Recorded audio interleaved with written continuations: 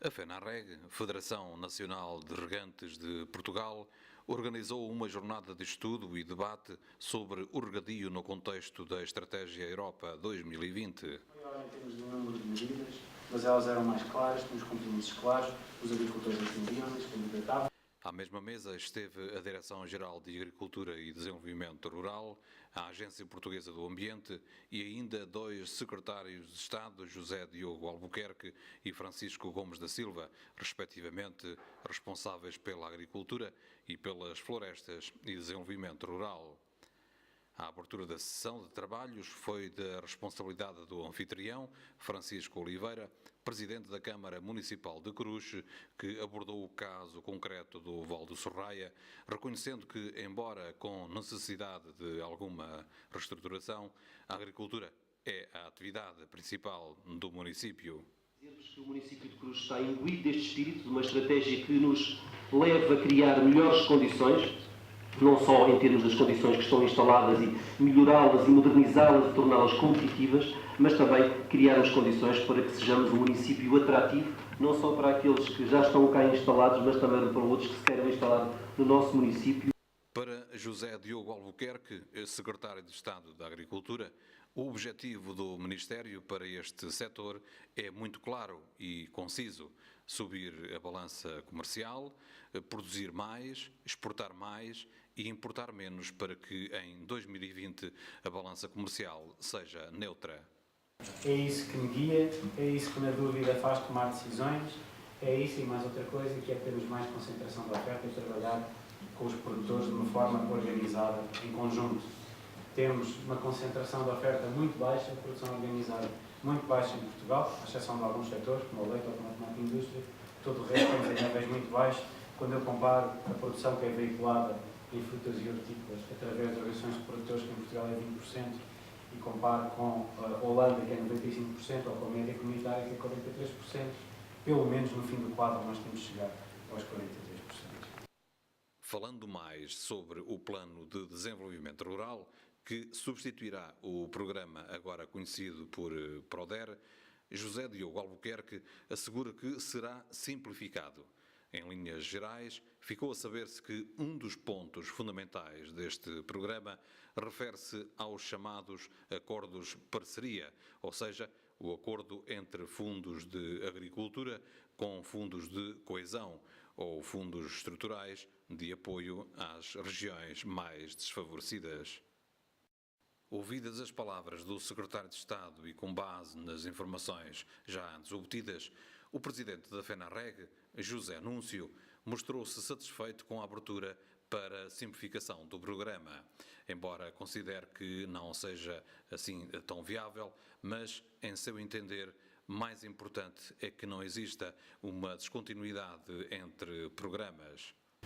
E o que se quer, portanto, para o PDR novo é que seja flexível, como foi indicado há pouco, que tenha continuidade, ou seja, que não haja uma paragem. Eu ia perguntar há pouco ao Engenheiro Teixeira, portanto, que não haja uma paragem entre um quadro comunitário e outro quadro seria fundamental que houvesse essa continuidade e que o processo fosse simplificado em relação ao PRODER. Em suma, José Núncio defende um Plano Nacional de Regadio efetivo para os próximos anos e que deixem de ser feitas obras avulsas, tal como deixou em cima da mesa a proposta de se reativar o Conselho Nacional de Regadio. Para início de discussão do novo PDR, significa exatamente esta vontade. Agora, isto tem que estar refletido no plano de transição, etc. Para Francisco Gomes da Silva, secretário de Estado das Florestas e do Desenvolvimento Rural, é importante que os projetos aprovados no atual quadro possam receber financiamento no próximo quadro, sem necessidade de reavaliação. Para início de discussão do novo PDR, significa exatamente esta vontade. Agora, isto tem que estar refletido no plano de transição, etc. O desejo de Portugal foi pontuado e a Portugal juntaram-se países insuspeitos nesta matéria, isto é, que contam bem mais que nós, entre os quais a Alemanha. E, portanto, sem haver uma decisão, em todo caso, eu diria, sem compromisso, portanto, não acusem caso as coisas não se concretizem desta forma, mas o que está em cima da mesa é conseguir exatamente isso. Isto é, não pode haver paragem. havia necessidade de, para aquelas barragens que já existem, de haver projetos de beneficiação em termos de eficiência da utilização da água. Os estacionários de montanha desempenham um papel importante localmente e ainda mais que se nota algum regresso à atividade agrícola nesses locais e têm um papel importante na prevenção dos incêndios florestais, uma vez que eles se localizam junto às povoações e criam ali uma zona de descontinuidade. Como é que num país que tem o regime hidrológico que nós temos, em que 85% da chuva ocorre num semestre, pode aceitar como bom isto? Como é que a agricultura portuguesa pode aceitar isto? Como é que se diz que o regadio é fundamental, de maneira inteligente, para prosseguir? Como é que o Diretor-Geral fala da necessidade de armazenamento e se diz que está mais ou menos vedada, ou é muito difícil, a artificialização das linhas de água?